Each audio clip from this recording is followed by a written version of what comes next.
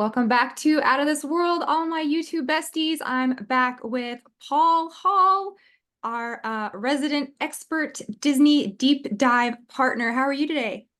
I'm good, Jamie. It's good to be back on the show. It's been a minute. It has been a long time. You've been out and about and making a lot of changes in your life that we're Yeah, gonna. we'll talk about those in a couple of weeks. Yeah. Yes, so that's very exciting for you, and we're gonna find out what is in store for you in the future. That's But right. today we are back with some more dark Disney deep dives, and we chose The Black Cauldron and we chose Song of the South, which we're going to do today, and then part two of this is going to be Mary Poppins and Tomorrowland. So let's just jump right in to Black Cauldron. How did you like it? Yeah, being a resident Disney kid my whole life, I'd actually never grown up watching this movie. It was the first Mhm. time I'd ever seen this movie. I'd never seen it before.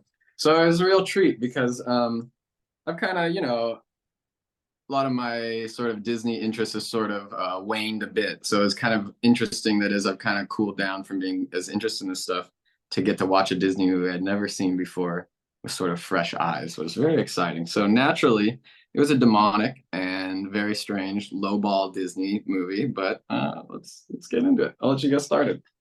Okay, so this is 1985, The Black Cauldron, and I was not really allowed to watch content like this either. Some Disney movies were permitted in my childhood, but definitely this one would have been on the no-no list because of the the witchcraft, the subject matter, the darkness in it. And a lot of people complain about this movie that it is too scary for kids.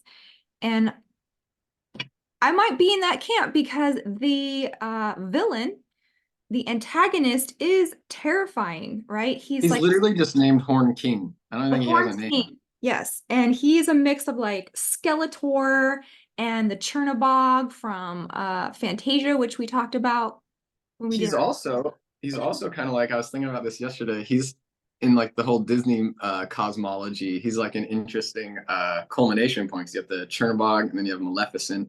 And now Mhm. you have like the horn god who's just like literally straight skull-headed demon guy. Like they're not Yeah. even hiding it by this point. And do you remember Thundercats Yeah. Oh yeah. and Mum-Ra? That Yeah. was a Exactly. scary guy There- too. Okay, There's so something mhm. really quick. There's something in this whole sort of vibe that is so obvious when you're watching this movie. It's like how budget Lord of the Rings, like that whole He-Man fantasy, sword and sandal fantasy genre of the 80s that like I don't know, it's just really popular then. It's kind of when it began. I Mhm. guess you could say it began, or at least like there's a lot of it going on. You have Conan and stuff too. But it's just kind of boring, honestly, in like the Disney magic world. Mhm. Like say what you will about it as its own genre. I'm not saying fantasy is bad, but in our little Disney milieu of all the Disney movies, this one was incredibly just like generic. You could really tell it lacked the touch of Walt or like anybody actually with vision making this movie. Well, that's because it was the cohesion was not there because it was made over such a long period of time. They kept putting it down and putting it back on, and then the artists would go somewhere else and work on another project and come back. I think it took over 10 or 15 years to actually go from like start to finish on this project. Yeah, I was watching whatever, doing my research, and it seems that producers and artists, let's see, I'm just looking at my notes. They're basically so it seemed like basically they were saying that the artists, they give them all these like like basically they were so into the horror fantasy element of this whole movie that they really missed the larger forest for the trees of like focusing in on the aesthetics. And so Mhm. basically all the concept artists they got that were really into this movie and like really doing good things, the producers are basically like, yeah, too cringe, too scary. And they went off to basically go do like Tim Burton went to go do Yeah. Tim Burton life after he was fired off Black Cauldron, and the guys that basically had to go make Little Mermaid that were fired from this movie. So it's just kind of funny that like I think it was in a year or two that this came out. Pee-wee's Big Adventure came out, and it's just kind of like a haha to the Disney creative team, for And stifling artists in many ways. Don Bluth was another one that was working on this and had to quit, and he went on to make Secret of Nim, which is another Exactly, creepy totally. esoteric movie that Jay and I did. Yeah. So let's go on. Go for it. Okay, so this actually is based on a series of young adult novels by an author named Lloyd Alexander, who wrote, it was called The Chronicles of Prydain. And he is a character himself. He was actually an intelligence officer in the army. So there you've What's got, with these guys? They're always like from Jim Morrison to like was Lewis Carroll, wasn't his like family involved in something or no? He was just like aristocrat, wasn't he? But anyways, there's always like some chain up going up with these yes, fantasy writers. they always have connections to the military. And he was actually at the same base where they brought the Ritchie Boys. I don't know if you've ever heard of that. So the Ritchie Boys was actually kind of a project adjacent to Project Paperclip, Mm. where it wasn't actually the Nazis, but it was Germans who wanted to come to America after the war and avoid the collapse that was going on after World War II. So they brought about 20,000 Germans, and he's at the same place as these Ritchie Boys. And then he goes on to write these Chronicles of Prydain, which were based on Welsh and Celtic mythology. And Yep. the Cauldron is actually, there's a really good article that I read about this on Medium called The Evolution of the Cauldron into a Grail in Celtic Mythology. So there, Mm. Cauldron of Knowledge, the Cauldron of Bran the Blessed, a lot of these Welsh and Celtic myths feature this cauldron. There's also the Cauldron of Dagda, so the Tuatha De Danann, and those stories all central around these cauldrons or these grails. Man, I can't believe like that's what I was kind of mentioning in that flash sentence earlier, just like something about the Lord's like barring me, like Saint Mary not being allowed to enter into the church because of her ways. Like something about the Lord's not barring me to enter esoterically in these movies the way I used to, because I totally overlooked the Grail connection between Mm, the. It's like so obvious when he said it. I was like, oh duh, like I could have been minding all my Arthur books watching this movie for something or another, but I yes. totally overlooked it. So Wow. you're right. Like in the 70s and 80s, a lot of young adult and child content is pulling from Arthurian legends, Grail legends, English mythology, Celtic, Welsh, that kind of thing. And fantasy, Renaissance, the Renaissance fairs and the way that the art looked. It was very sword in the stone type stuff, right? Right, because like kind of what we've been talking about and the kind of angle I'm saying is that like it seems like the Western psyche, when the Christian container sort of fell apart and it couldn't contain all the numinous stuff that the Eastern Church was able to never lose, but for lack of a better word, mysticism, that the West then fills that container with all these pagan, occult, esoteric, non-Christian things, and then you have that weird amalgamation of like, the Christ world we're in today, Hmm. the Disneyland Christ world we're in today. So it's like the medieval times seem to be something in the quote unquote collective psyche where people in the West be like, there's something still right about those times before something really started falling apart in our psyche. So it seems like a lot of fantasy and nostalgia, GNOS nostalgia. Yeah. Uh, it seems it always wants to go back to the medieval time. Like same with like Tolkien, there's something about that time period in the West where Yes. we were still more in interface with our Eastern sensibilities. And the idea of like nobility, Mm, knighthood, romance, um, right, yes. So a lot of the Western values that we have take from these medieval ideas of, women are to be romanced instead of beaten. Um, right. And then we we get we fight for virtues, and the idea of nobility was linked to being a virtuous like person who gives back, like noblesse oblige and those ideas, right? right. And then by the time that trope enters into America, like several centuries later in the West, you have the cowboy Western genre. And so like I'm laughing because when you're saying that, I'm putting together, I'm like, dude, that's Robin Hood, right? The Disney Robin Hood. It's like a Western movie in medieval England. And it's Right. all about saving the king, or at least being an honor to the King Richard and not And being King an Arthur exact. is kind of a Christy type. Oh yeah. Right. Yeah, that's the thing is like the problem with all that esoteric stuff is everybody's kind of a Christy type, you know. Mhm. Lancelot has it, the Green Knight has it, so it's kind of like ugh, such a Christ stew of little Christs in there that you have to kind of settle and sort out all the flavors. Yeah. All So right. this takes place in the mystic land of Prydain, and the opening sequence is them explaining how the Black Cauldron got its magic ability, and it says that there was an evil king, and his demonic spirit was imprisoned in the Black Cauldron. So, have you heard of these? The only real fun thing I have here is have you heard of Hitobashira? What's I don't know that? if that's the right way to pronounce it. In Japanese, those are human pillars. And they would Yes? be, yes, they were the sacrifices of human sacrifices that would be put in these pillars when they begin building bridges or foundations of buildings or whatever. So that's really my only take, that connection. I was thinking of the Black Cauldron. I was like, damn, that's like, Well, you nailed it because that's what I wrote down too. Foundation sacrifice. all right, there you I didn't go. know the Japanese name for it, but I know that this Yeah, goes on, especially in like India, they still don't walk by construction zones because it's bad. It's considered bad luck because back in the day, they would sacrifice a person with the cornerstone so that the ghost of that person could guard the building from all the other evil spirits.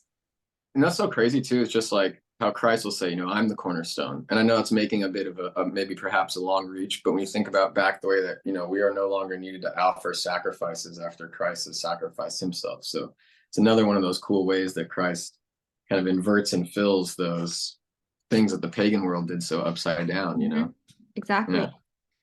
Yeah, spot on. You hit it 100%. The foundation sacrifice makes the Black Cauldron the human pillar, and whoever possessed it would have the power to control an army of the dead and rule the world. So this is also very Tolkien-like with Mm-hmm. the army of the dead. And so this is in the same vein of creepy kids movies like Never-Ending Story, The Last Unicorn, Dark Crystal, Oh yeah. Secret of Nim, Watcher in the Even the Woods. labyrinth. Sorry, say that. I'm sorry, go ahead. Yeah, That last one you said? Labyrinth for sure. What was the last one you said? I cut you off. What did you say? Watcher in the Woods. Oh. Oh, okay. Yeah, I've never seen that one. So yeah, that's a Disney. So it's like Ah. 1970s, 1980s were they weren't holding anything back when it came to scaring kids and being creepy. And then there's the whole Stranger Things phenomenon that now our culture we're like so in love with our you know cosmic archetypal stepmother. We just go to bed with these old tropes that aren't even like 30 years old, and so we're like already revisiting the 70s Mm, nostalgic love for horror that was mhm. a retrieval of an older fantasy time. It's like our culture is just so obsessed with like going continually into unfruitful fields to try to create something new. And it's just we're constantly creating these like 20th copy Xerox reproductions, you know, they've lost all semblance to the original. And Yeah, you just reminded me of Back to the Future. So that was an 80s movies that was using 50s nostalgia. exactly. So And I'm a pretty I love those movies, so it's gonna be hard for me to knock those ones down, I'll be honest with you. well, let me ruin this one for you because this is something I heard. I haven't uh looked it up as truth. I just heard somebody talking about it, but they said that so it was always a big question, why were Marty and Doc friends in Back to the Future? Hmm. And apparently this was unwritten lore of Back to the Future, but Doc was selling spicy pictures and material, and he was using Marty to peddle it to the kids at the high school. That's how they Ew. became friends. They were partners in smut The peddling. only thing I don't like about that take is that Doc so looks like he would fit that Yeah. description. Makes it too. It's like how can I deny it when he totally looks like that? You know. Yeah. So Jamie ruins everything. Doc and Marty were corn dealers, and that's how they became friends. But okay, so back to the Black Cauldron. You've got the Cauldron sacrifice, you got the demonic king imprisoned in there. And then, of course, you have a new Demon King who's trying to get the power of the Black Cauldron for himself to resurrect the dead army, which he calls the Cauldron Born, which is, I mean, that's kind of badass, actually. Like, It was, yeah, I wrote a note Cauldron about Born that. Army. Yeah, it sounds like a metal band, obviously. Mm-mm. Totally Cauldron Born. That is totally Black Oh Born. no, sorry that you forgot the rest of it. The very end, they're cauldron-born messengers of death. That's where it Mm, gets a little more quote unquote qual. Yeah, yeah. cauldron-born messengers of death. I'm dumbfounded that Disney made this movie on some level. So yeah, because the horned god, he's the they call him the Horn King, right? And this goes back to the horned god of the witches, which is the agriculture god. You've got Baal, you've got the bull, you've got Molech, you've got the god of Nailed nature, it. Pan, the Yeah, horned god. nailed it. I'm sorry. Oh, I just said nailed it. It's exactly what this is all about. Yeah, and As so we'll see. they would also call him Cernunnos. Have you heard that name?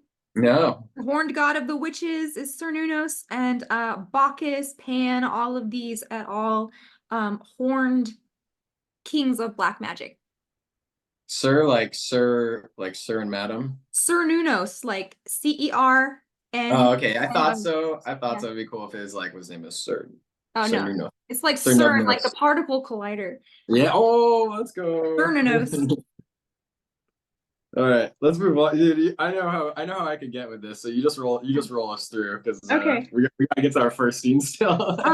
Oh, okay. So one last thing I want to say about the author of the Chronicles of Prydain, which this is based on, is that the Mormons really like his stuff, and Brigham Young University contains a permanent Lloyd Alexander exhibit.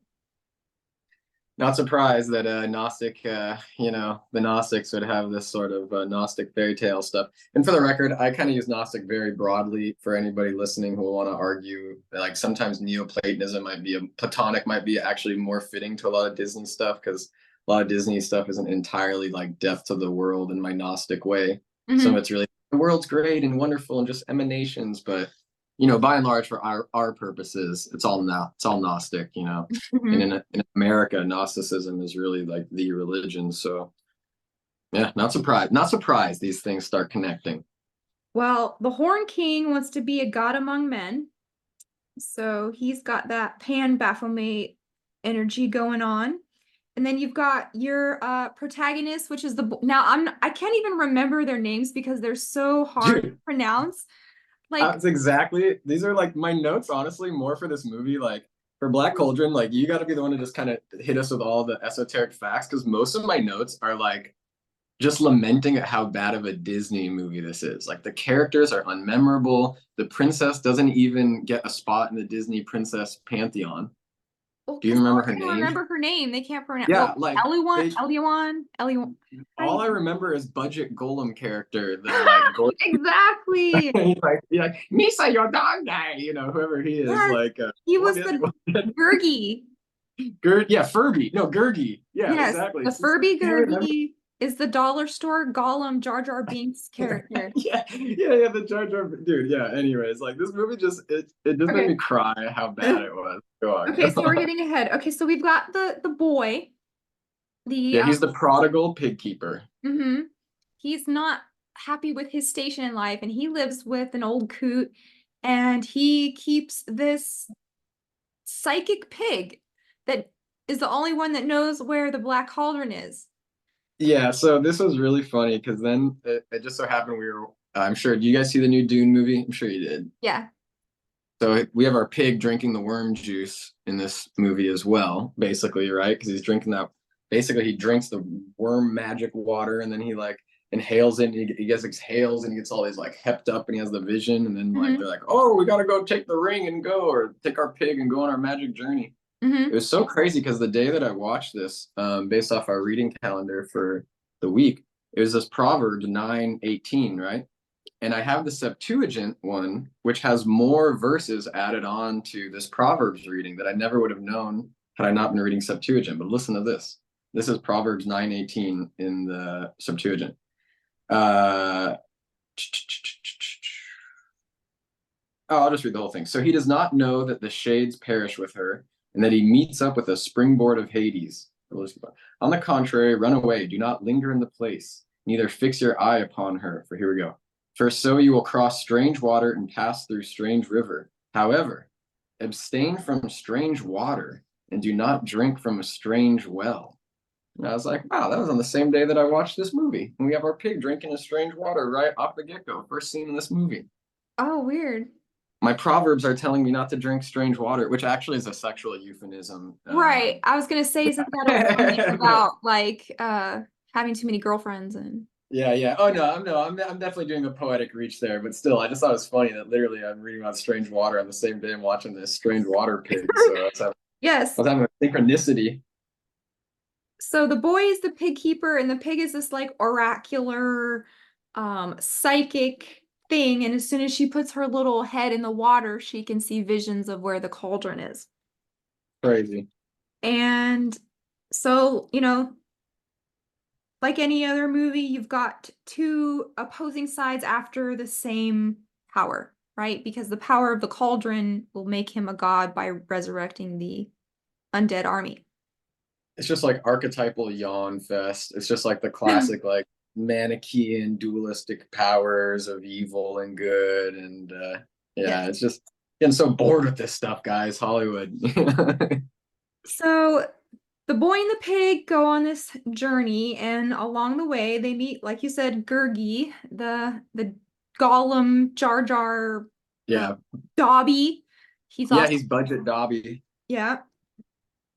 You Don't know, get attached to Gurgi, though. I'm not a big literature guy, just to be honest, but it seems like the annoying sidekick guy is really a movie thing in many ways. Like, I mean, obviously there's Gollum, but he's so fundamental to the story of Lord of the Rings and the literature that's a little different. But like you're saying, Jar Jar and well, I guess Dobby's also in books. Let me get back to you on that one. It does seem Okay. like the annoying movie sidekick character is Yeah. like a thing. So Yeah. Gurgi is like this like dog thing, furry He's a dog girl. thing. Yeah, Misa Gurgi. Exactly. And he's just a ne'er-do-well creature at this point. There's, I mean, there's no actually, this movie is Gurgi's movie because he's the one with the story arc. I mean, the boy, seriously. He's the only Taryn, one that yeah, we're Taryn gonna or do whatever, he doesn't change throughout the movie. He kind of just stays the same. But Gurgi is the one who is on the hero's journey in this. totally. You could tell he makes the heroic, we'll see at the end, spoiler alert, sacrifice play. But Yeah, don't get yeah, attached to Gurgi.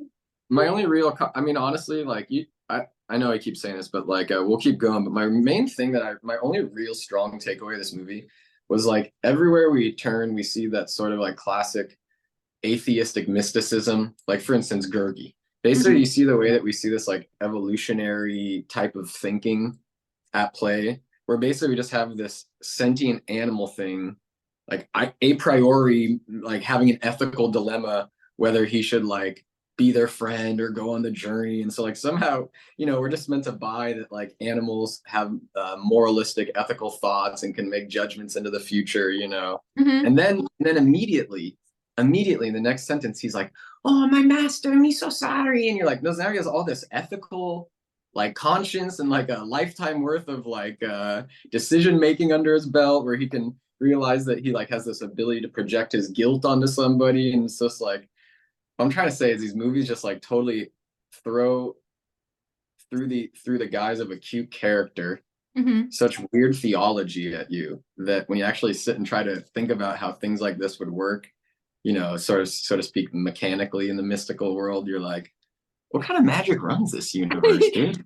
It's very theosophical too, because they have a weird way of thinking about evolution where it goes from like mineral to vegetable to animal to man. So Gurgi is on the path to Exactly. And this will tie in, sort of not really, but when we talk about Brer Rabbit and the trickster, because like traditionally the trickster character is somewhere on that line too between animal and man. Mhm. So it's just kind of one of these ways that our culture is like, oh, animals cute and furry. But in our more patristic way of looking at things, it's like animals are animals. It's like they're great and awesome, but God's kind of given them the taste of the kingdom here, if you want to say so, because they don't really get it in the next life like we do. Right. Yeah.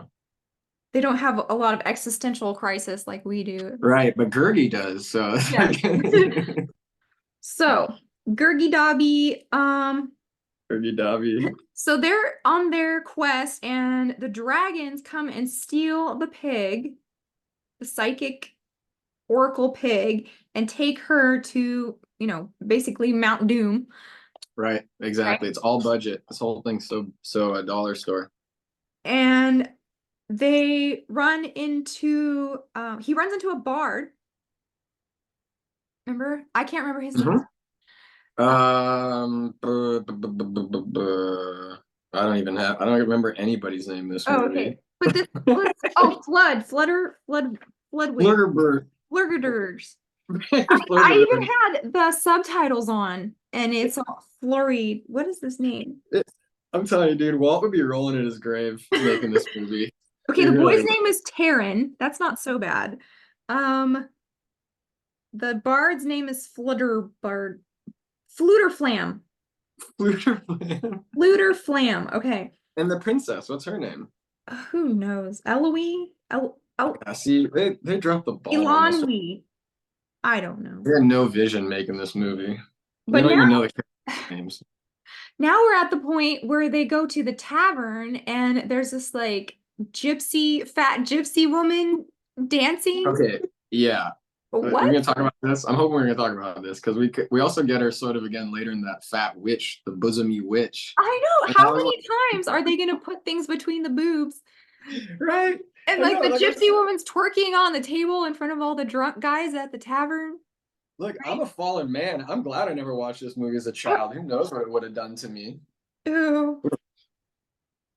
Yeah, this movie was like naughty there at times. I was just like, I was kind of scandalized watching it, to be honest with you. I was like, Yeah. whoa. So you've got your like gypsy booty dance at the tavern. Um, and he gets imprisoned at the evil king's castle in Mordor. Right. And I this is think, where, uh go ahead, go ahead. well, this is where he runs into the princess who is also imprisoned Yeah, there. yeah, so just really quick, since we're just moving through the beats, I thought you'd mention it, but you didn't. It's just one quick shot. But is remember when they showed that pig on the chopping block and there was like all that blood from like other animals that they were like killing on there? I was like, damn, dude. So Yeah. during, yeah, I think it was during the tavern scene. I don't remember. I just wrote that block of blood. Oh, that was when the Horn King is telling the boy, Taryn, to make him use the pig for him, and Right, the pig refuses, and they're like, "Oh, we'll just kill the pig then." And they're like, "Okay." right. Yeah. So yeah, he meets the princess Elanwi, and she has like a little ball of magic that follows her around. And they don't Yeah, she's really like the will-o-wisp. expound on what this little ball is, this little guardian angel protection ball of magic. What do you think about that? Are those did they not turn into the fairies later? Or is that always just her magic orb? I don't Yeah, remember. the magic order is different than the fairies. Okay, yeah. I just put it as basically so she's the will o' the wisp type fairy manic pixie dream girl who Okay. Terrence's gonna go on his well because see, like the if I were gonna do my esoteric take on this movie, it's that Terran is obviously lacking his like king Mhm. element, his archetype. So he has like going to the Dark King through his shadow to find it. And so naturally, because he's taking on this like excessive heroic attitude, dealing with forces he shan't be dealing with, he constellates this sort of really helpless, flighty, manic pixie girl who he can though save in a heroic fantasy, you know? Mhm. So I don't know. I just felt it was very like, it was pretty true to form with this sort of like hero fantasy stuff. Well, I The was thing laughing. Yeah, go ahead. go ahead, I'm sorry. Well, I was laughing at Fluterflam because this is like when we were talking about No Mobile. Why is so many Disney movies, the plot is kids teaming up with some old coot to go on an adventure? And this movie did not disappoint. It had the old coot that he lived It's with. so true. It had the old coot bard, and it also had the old coot fairy. Yeah, this whole movie, like, I'm a broken record. It's all over the place. They had no direction making this movie. You could tell, you can honestly tell from like an editing point of view, a lot of stuff was cut because there's like a point where they're at the campfire and old man Flutie Flan is like sitting And the Mhm. next shot, he's like clearly mid, like he was just singing or something. Like something's going on here in the editing bay, you know. And Yeah. so when I did read about it, they chopped off like 20 minutes from the climax of this movie. Well, I could see why they called this movie the one that almost killed Disney animation, Yeah. right? It was interesting because to give it its due, you know, like I said, I didn't grow up watching it. And so I think a lot of people said when it came out, it was really the animation itself was really good. But I personally, like, I don't know, I didn't see it. And I thought I didn't really like the anime. I didn't really like this movie. I thought it was like Yeah, pretty it was pretty not lame. great. So Yeah. there's also the element of the magic sword, which he gets from the three witches, which is very Macbeth. Yeah, classic. My note on this was that basically he steals his power, his sword, his Hmm. energy from a dead man. So if that tells you anything about his power comes directly from death, basically. So I'm saying like from a Christian point of view, he has no power.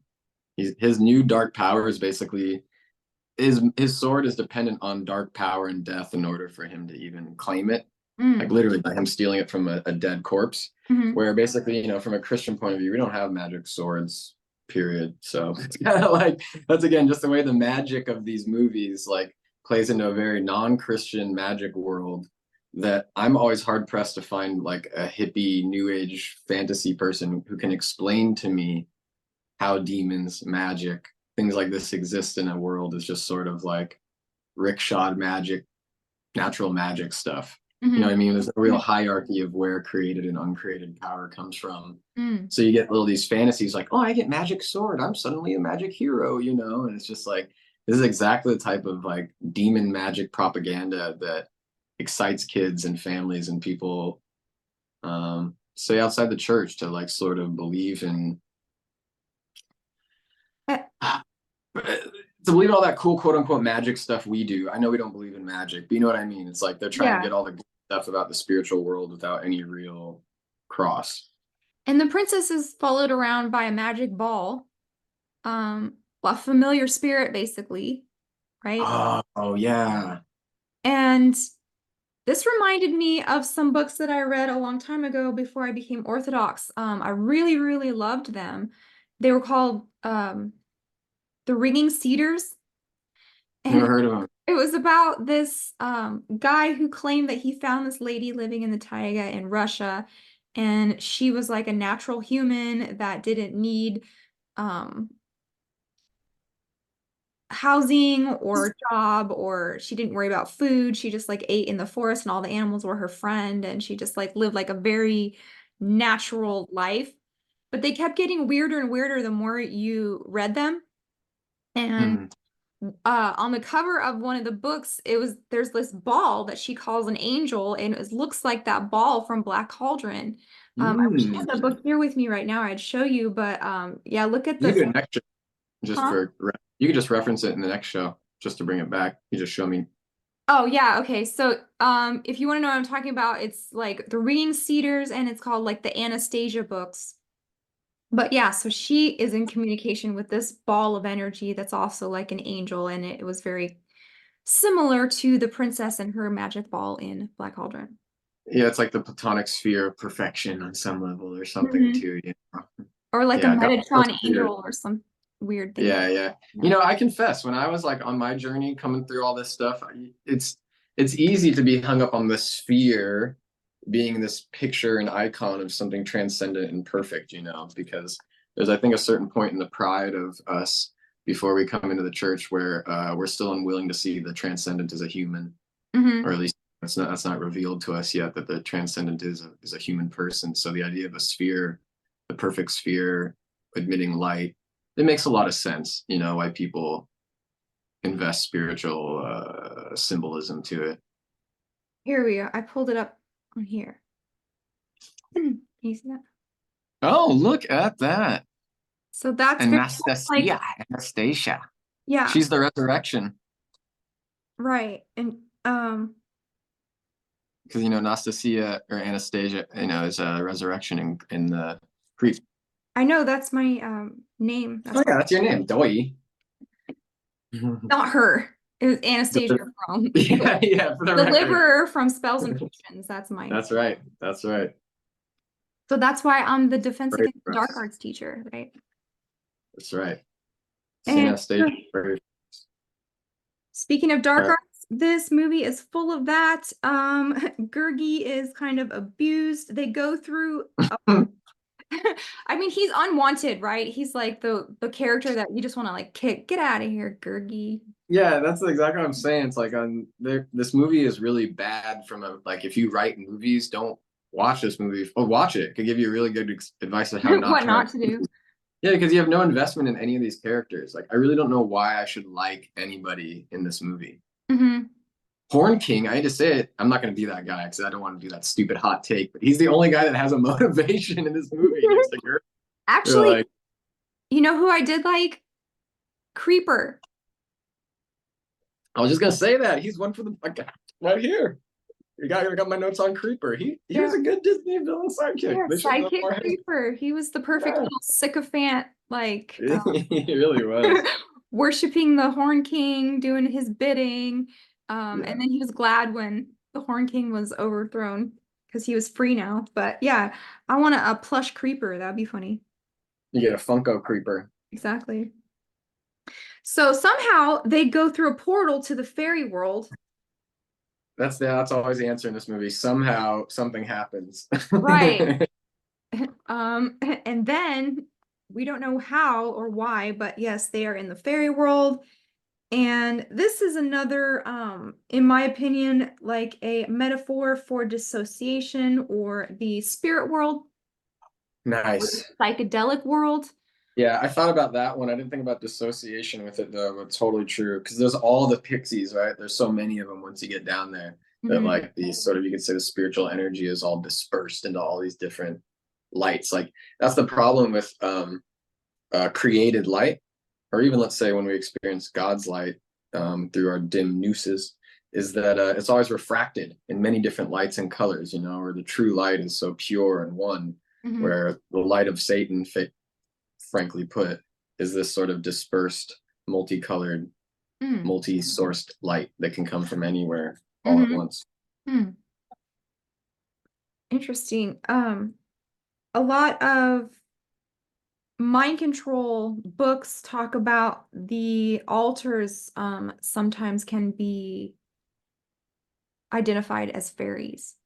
Is Fairy. it a thing in the is it is it a thing in that where do people use like light stuff to like start psychedelicing people and getting Yeah. into like Clockwork Orange style Yeah, with like like strobe lights and flashing different color lights. Definitely. That's part of it. Yeah. So, of all the I love this. fairies, I love chatting with you about this stuff, dude. I don't have like any other friend talking about weird Disney things with, and then go Christian with it too. You know, this is great. right. Of Let's all go. the cute little fairies in the fairy world that could help them on their quest, you've got another old, Another old like man. graybeard cute fairy looking All like these he's old men, on dude. like Well, Parliament. well, see, this is exactly like it would be interesting to note the old man thing could also be coming into these movies after Walt's dead. So it's like a classic, like, you know, where's the king with a wise man will point us towards our truth and our heritage and where we come from and restore us. And it's like once they lose their king, they're always looking for wisdom in these old man figures to guide them. Where Mm, Walt probably didn't do a lot of that because Walt concretizing in his own self the wise old man, let's say, to those people. So the mhm, movies they wouldn't need to put him as a character in the movie, you know, as a way to sort of like a love letter to him or a way of working through their stuff. Like because Disney movies, Walt was always working through his own stuff. Um, where it seemed like these later ones, they're working through their loss of their father figure in many ways, the animators and the company. and have you heard of the Nine Old Men? Oh yeah, like I Yeah, want to bring that up with Song of the South. Like they're most of their hands did Song of the South. So I mean the animation in that movie is like top notch Disney stuff. But for that year in time. Yeah, the yeah, well, we'll get there. We're getting live there. action. Okay, Yeah, so yeah, yeah, yeah. We'll get there. where are we? We talked about the weird We're sisters, talking about the fairy lights and the the old three man fairy. witches, the fairies. The Yeah. bard gets turned into a frog by the witches and gets squished between the fat witch's boobs again. Yeah, so let's see. I'm joking. I don't want to be too one-sided with all this because the problem with being heretical or idolatrous is or being an idolater is you take one little part and make it the whole thing. So I Uh-huh. don't want to go into too much of an exegesis on the sexuality in this movie and saying like it's the source cause of all these problems. But dude, you gotta wonder like how how much of like this animated. Okay, I gotta be careful. I've never like vocalized these thoughts, but like animation and let's just say corn stuff, Yeah. it's like not very popular in the West, but it's very popular in Japan. And Yes. like, yeah. And so it's just interesting because like again, I don't really have a point to make other than when I watched this and I was looking at like all the sexualized animation in this movie. Hmm. I was like, I wonder how much this sort of led very unconsciously and planted little seeds in a lot of people's minds down the road who maybe grew up with this that now these days are into like weird, like, yeah, Asian animated stuff, like, Yeah, oh, I mean, I watched this weird movie when I was a kid and it totally aroused something in me, like, exactly. I think it's a pretty seamless transition from the animated sexuality to corn and then branching off into weird stuff like cartoon corn as an adult. So definitely a lot of boys say that their first crush was like the bunny from Space Jam or like a yeah. sexy cartoon So character. all right, I'm gonna say this. I'm gonna say this. I wasn't gonna, but why not? Because they're Okay. here. I asked some my friends and I was asking about this. Like, what's up with the anime corn stuff? Like, I just don't get it. Hmm. And a good friend of mine told me he was like, whatever. I don't know where he's thinking about this stuff, but it doesn't matter. He was like, I think it's because people don't they feel guilty being involved in that when there's a real quote unquote person on the other side. So Uh-huh. like by having animation, you're able to like indulge in basically your sin more because you don't feel as much guilt. And I was like, dude, that's even more demonic. Like, that's exactly what the demons would love even more. It's like, I'll just get you so deep in a world of fantasy and illusion and unreality that, like I said, we could stay on this topic for too long because it's such a crazy thing in our world. But Well, even this movie's got it. it's preparing the way for AI companions, and this is what I talk about a lot in my live talk, is they're trying to replace everything with simulacra. So even corn is going to be AI. Even Right. because they're going to say if you use real people, that's unethical because of, Hmm. it's a person. But if it's AI, then no one's getting hurt. But it is Exactly. It hurting just goes to show, yeah, it user. goes to show how materialistic our culture is. We don't really believe in the spirit and the death of the soul and how things like that are absolutely soul killing. And so again, like just to maybe summarize what I'm trying to say here is like I think it's these little innocuous scenes like this in these Disney movies and like Jessica Rabbit type stuff that like Mhm. just totally leads to this debauchery of the times we're in now. Exactly. So yeah. It seems Yeah. like people in their 20s are really affected by anime stuff on whatever way. Well, this is why you see movements like in South Korea. Have you heard of the 4B movement? Refresh me. No, I Okay, can't. so I can't. this is definitely a feminist movement, but it is coming from a place where the women are done with men. Like the 4Bs in their language, each of these things starts with B. I think it's like babies, weddings, sex, and dating. But done. Right. So they're like, none of that. And so Wow. many women in South Korea have joined this movement that they are afraid that there are going to be no more, like the birth rate's already low. And the more women that join this, there's not going to be any more South Korea and they'll just be taken over by North Korea and then, whatever. But it's catching on, and a lot of people, like in the West, are like, oh, we want to start this, 4B movement for ourselves. And We're dinks out here. right. But it's Yeah. because of over there in the East, like in Japan, and Korea, these places, they're so gross. Like there are cartoon corn. You can buy panties in a vending machine. It's all about lolly and baby, you know, Well, child my pee. the Uh-huh. quick take I have on this, I can't go too deep into it, or I can, I'll just be spouting hot gas, though, to be honest. But like the interesting thing about Japan and Asia, it's like it didn't experience the 1,000 years of Christendom that we did. So they're getting all this post-Christian modernistic stuff of the last 120, 200 years, let's say, Hmm. when it really, the seeds of it up till the last 100 years. And they're doing what they're doing with Western culture is what we only wish we could be doing if we didn't have 1,000 years of Christendom Hmm. influencing our psyches and our souls and our better nature, frankly, Hmm. in my opinion. Like what I'm trying to say is I think the East will completely supersede the West in due time.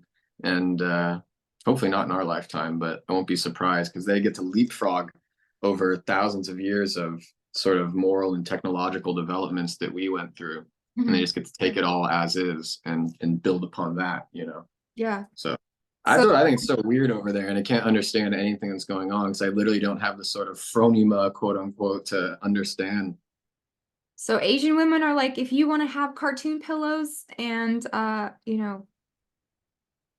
Be my guest. use an vending machine, then fine, but we're not going to have anything to do with that. So So where are they gonna go? What are they gonna do? they're just going to live their life alone and If they ever heard of these things called nuns and Orthodox monasticism, maybe they would be, yeah, that is a path for sure. All right, So we're almost there.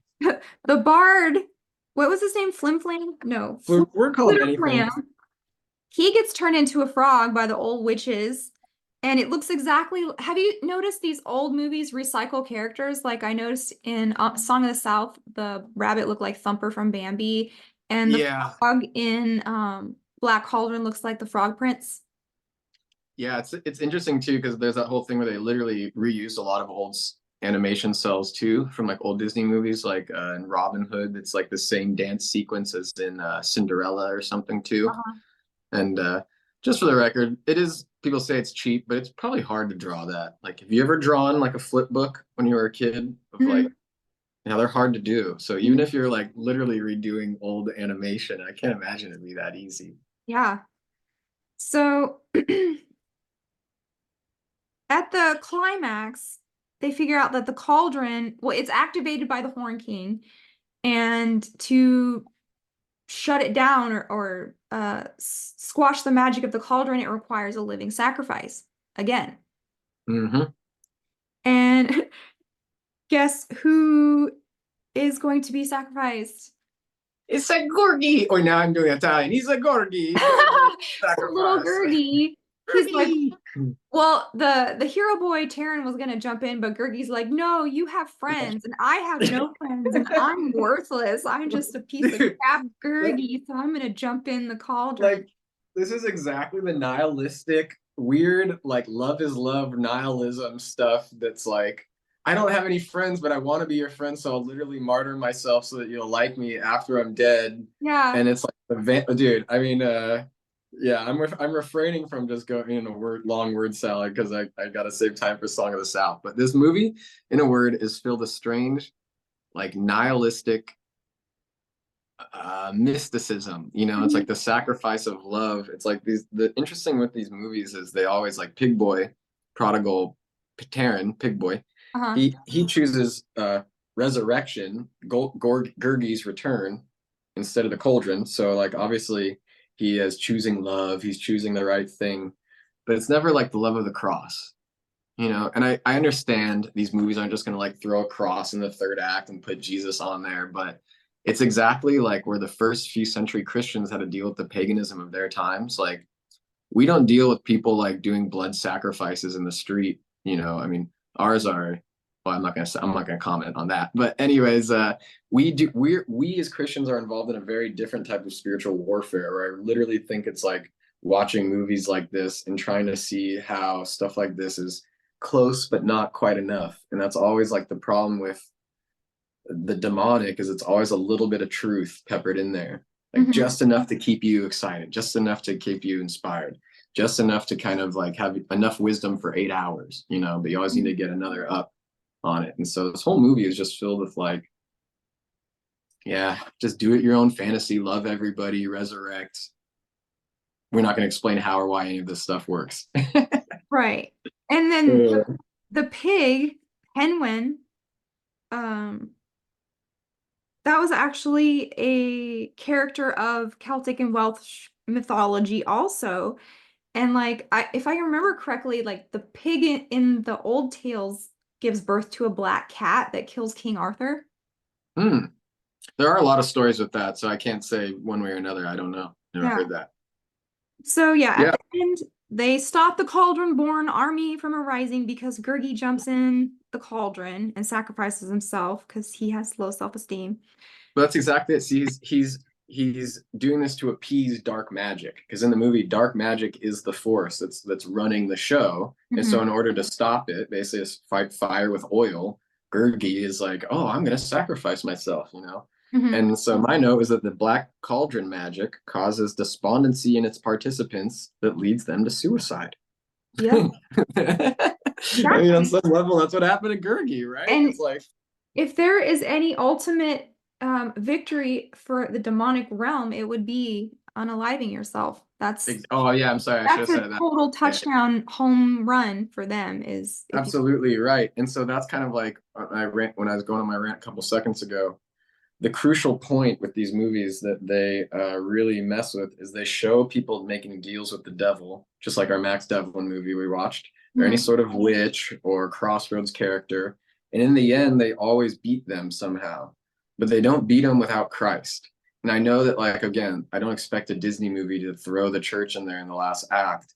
But that's the point is if you're not a Christian and you never plan on being one or anything like that, but you're just into this stuff, you're into esoterica or whatever, this is exactly how the demons kill you. Like, as we believe as fallen human beings, like outside of being involved with the church and taking the mysteries, participating in prayer and all the things, you're helpless against the demons. Like, that's why we fall so quickly into sin, like daily, hourly, you know? And so it's like we really need all those tools, our quote unquote magic tools, our cross and our holy water and our incense and all that stuff, our icons, our prayers.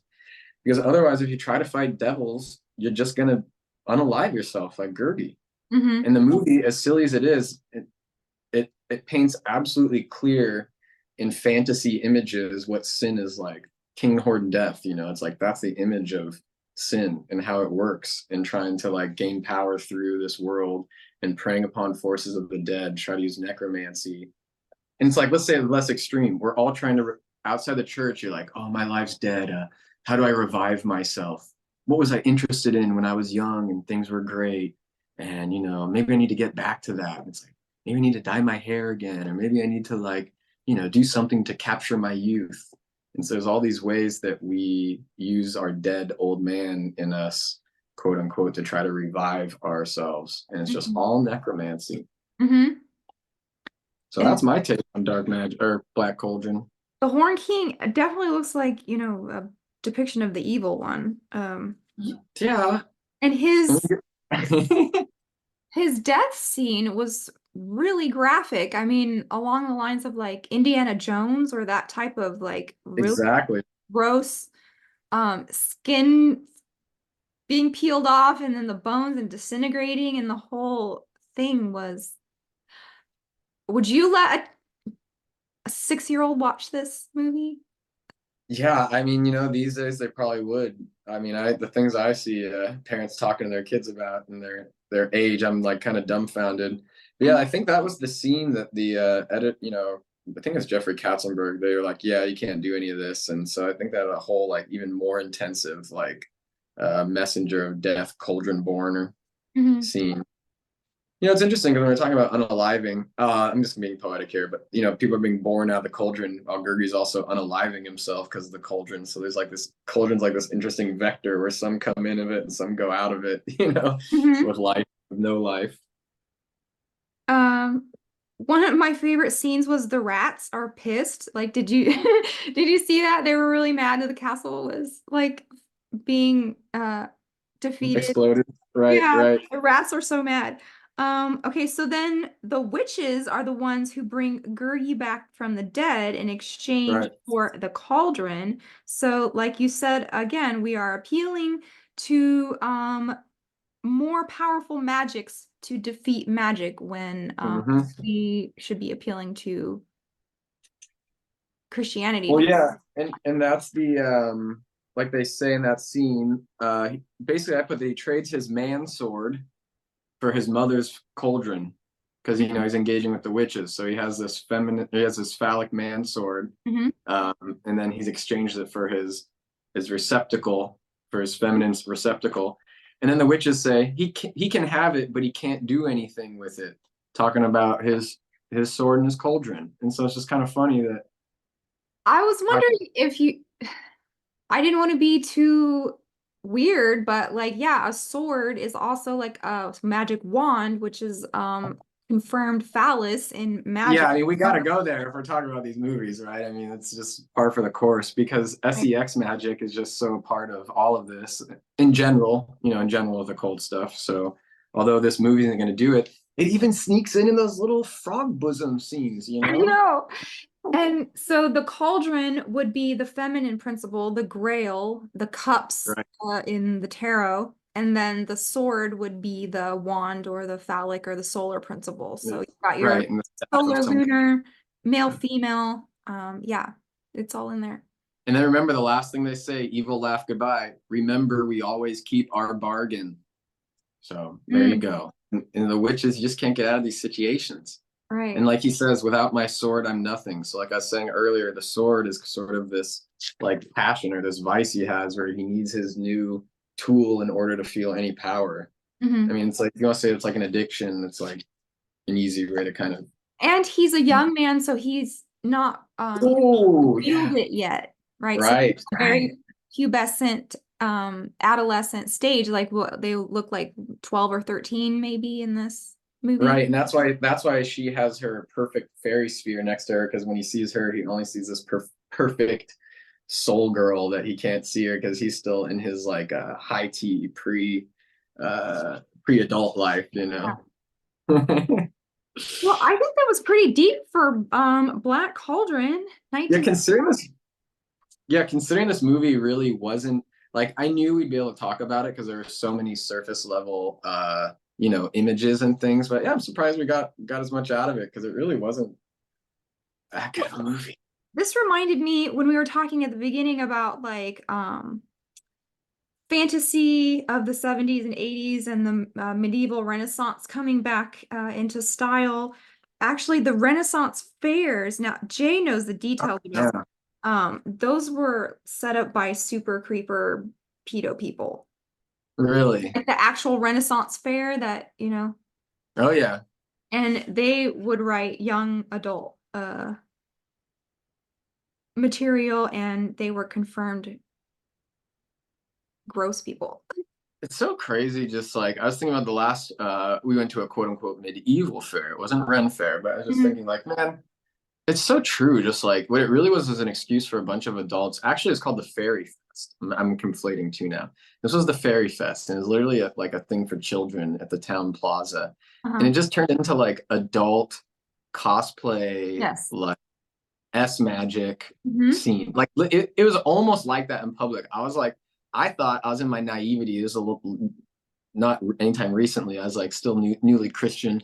I was like, I'm so pure and amazing. I'm gonna walk to fair. You know, I don't want to judge those people. You know, like maybe I can enjoy it and just like enjoy the scene. I was just like, Lord have mercy, walking around Yeah. there. Like, what am I doing here? You know, like just like beeline my way out of there. I was like, this place is crazy. You know, catch me 6 years ago, I'd be there. But like, Mm. yeah, not anymore, man. I think I went to one Ren Fair in my 20s, and the joke back then was like, they're just cosplay for, fat girls to put their boobs out in the, You with, said it. yeah, You said it, not me. because they always have that like shelf going on with the bodice and the Renaissance, like, It's because they've been watching Black Cauldron. yes, yeah, they have like the frogs in between their They cleavage. got their nubs out, you know. Yes, Oh Ren, boy. All Ren right. knows. Oh man. That's right. We got one nub out.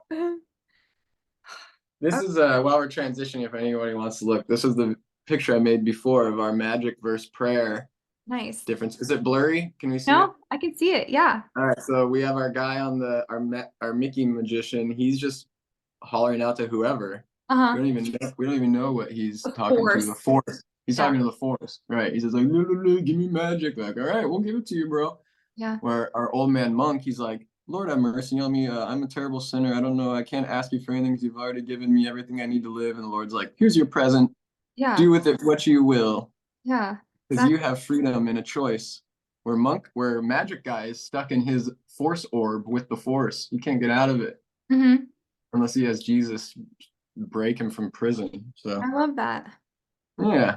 Very good. Well, All right, are you let's ready to go. tackle this one? Because oh man, don't Yeah. cancel me because this is pretty, it's gonna be racist. It's gonna be spicy. If you are sensitive to racial topics, maybe skip this one because we're gonna be making fun of it because it's Yeah, they're gonna if we get clipped here unfairly in sound clips, it's gonna be a tough one. I don't know how we're gonna get out of this. We're gonna be like Brer Rabbit and the Tar Baby. oh no. I will say though, if I had to make my one opening statement, I really tried watching this movie. Like, okay, this is like a spiritual image, but it's also true in real life. When you're going out to the ocean and you try to go against the waves, they're just gonna hit you. It's gonna hit you if you try to hit them head on. You Mhm. have to sometimes go under the surface, Mm. bypass the waves to come out. Mhm. On some level, this movie has become this like sacred cow in our culture that we cannot talk about Uh-huh. because the minute you talk about it, you're gonna get all this pushback from nobody who's ever seen it.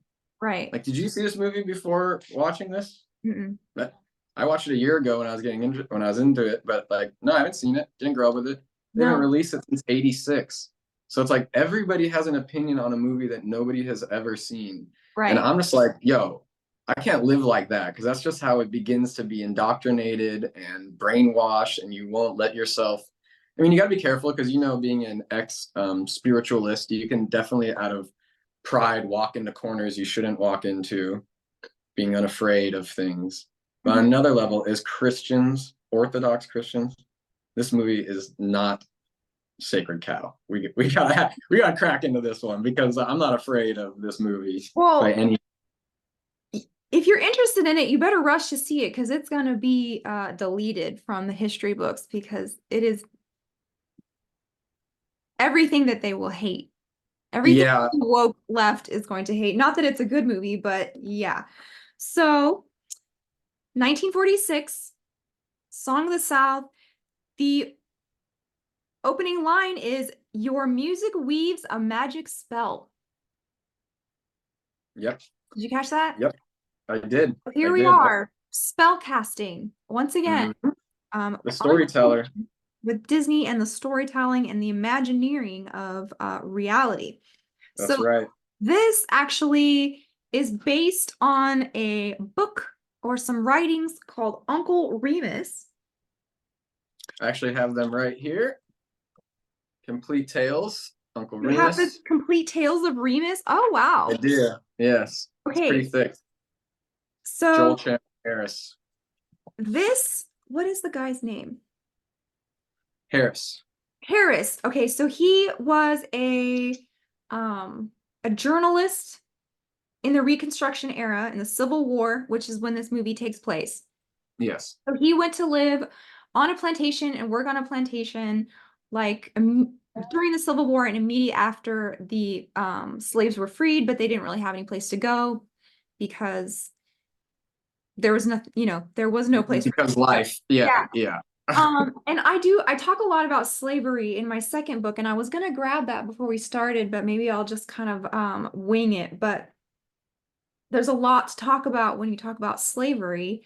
And it didn't start with colonial times. Slavery has been a reality since the beginning of creation. Almost every people group at one time or another, parts of them have been enslaved to different cultures, right? I mean, Um, if we were to go all the way back, we probably both have ancestors who were, yeah, anyways. well, the Jews were famous slaves of Babylon. And the interesting thing about that story is that the people who were enslaved were actually preserved through the slavery. So it was God's providence that caused them to go into Babylon so that they could be preserved in that way. Well, and maybe That's what's also happening here because like look at it's like black culture is what's sort of become the culture of America. You know, it's like quote unquote white culture of the 18th, 17th century European. Like that's not what we do. We don't do ballrooms. We don't have soirees where we like sit around and talk philosophically. I guess we do it now this way, but you know what I mean? It's like the culture of Europe didn't survive and seems like in an interesting way, maybe perhaps the slavery of the blacks, their culture survived. Now, I just thought though, it could also make an interesting case for everybody that kind of wants to say more about how Christianity is God is racial. It's like, well, yeah, we survived. We're the people who've made it through, just like the Jews, you know, and therefore our culture should be dominant. And Mm, I mean, do you get what I'm saying? Or like, people yeah. that can see, yeah. I don't know. I'm just riffing on things I shouldn't be riffing about. But Well, I mean, there's a lot to say about this because slavery was a problem that was inherited by the white colonialists, and they're the ones that ended it. So it wasn't like they started it and the good guys won. It was like this was a world problem throughout all of time and space, and it was yeah, it actually doesn't really exist anymore. yeah. It kind of does in places like Well, Dubai and Asia. yeah, of course, of course, of course. Yeah, I don't want to be taxed for saying that, but you know what I mean. Like on the widespread level, human beings are like, no, this isn't chill. We don't do Right. this. Right. And it's you know, like you said, because of the generations of Christendom softened people's hearts and, you know, like this isn't right what how we treat our fellow human beings. What else was I going to say about that? Oh, the North was not necessarily the good guys in the Civil War. It's not because they loved black people at the top and wanted their freedom. It's because they wanted to switch from an agricultural civilization to an industrial civilization. Also, they Mhm. didn't want to take care of people anymore. They wanted the people to go to work and take care of themselves. So, like slave, you have to feed them, you have to house them, you have to take them to the doctor. You know, you Mhm. have to take care of them basically. And when they were switching over to the industrial factory model of society, then you could get people to go work for wages and take care of themselves. So it wasn't, it was good people, yes, but it was also part of the plan to get everybody on board with wage slavery. Right. It's like in a way, this is being very poetic, obviously.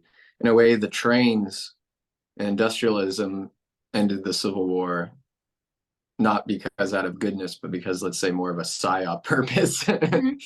you know. But And because of the fall, slavery is our birthright. Like, if that's a way to put it,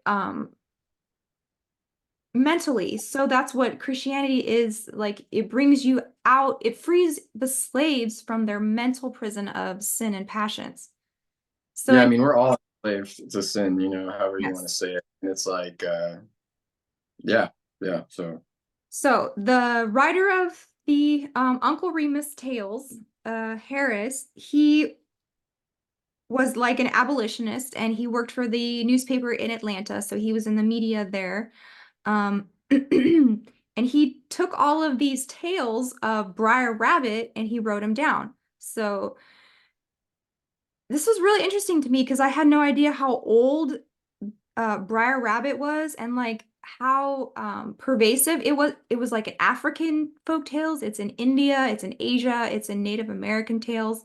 And Briar or BR, however they put it, apostrophe R, it's a shortened for brother.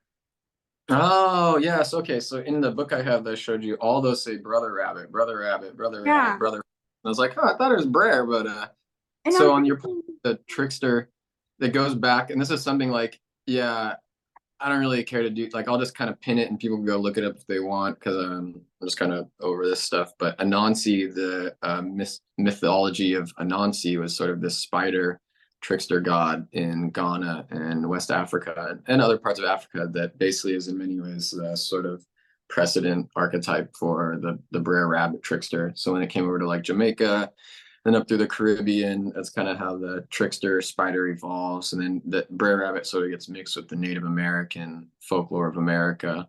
And again, people can kind of look all this up in their own Joseph Campbell diaries if they want, but yeah, it is still an interesting story the way these things move through the generations. Oh, it's crazy. And so, given the fact that Rudyard Kipling loved this book so much, um, Mark Twain, uh, Hmm. Roosevelt, they all like highly esteemed these children's tales. I'm thinking, is this a Masonic thing also? Mm. Well, my sort of way that I meet you there on that, because I don't disagree at all, but I think that I'm trying, like, okay, how do I fit in my sort of language to what you're saying? I think a lot of it is the if we look at sort of a guy like Uncle Remus slash Brer Rabbit Here's as Uncle Remus just for your, I mean, yeah, I like the one in the wow. Disney. Yeah, That's kind of scary. yeah. Okay. I'm trying to gather my thoughts. So yeah, the it's all about the trickster. They're Hmm. all about this trickster, and the problem with the trickster archetype is that the trickster sort of exists halfway between Apollo and Dionysus. This is like pure Jungian nonsense on the trickster. And so what people like about the trickster is he's like the archetype to have in your life because Apollo's too light, too orderly. Dionysus is too dark and too thonic, where trickster is sort of like just enough of that fake and gray energy that keeps you, He's in the mercurial. right. He's mercurial and he's also a faux trinity. That's the whole thing with trickster being this sort of fake third.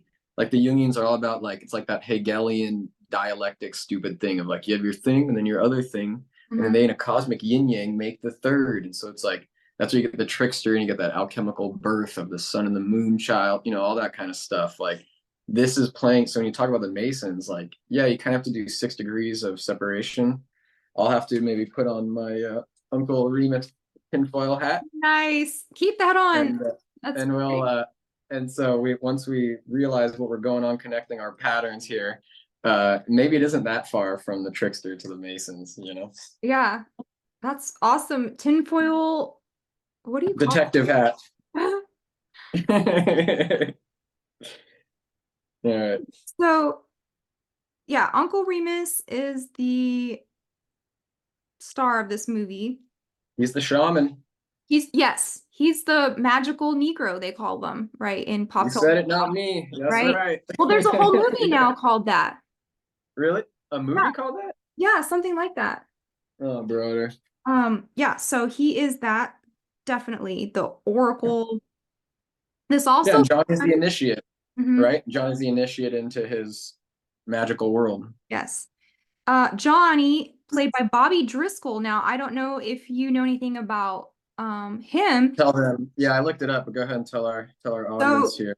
he was a very famous child actor.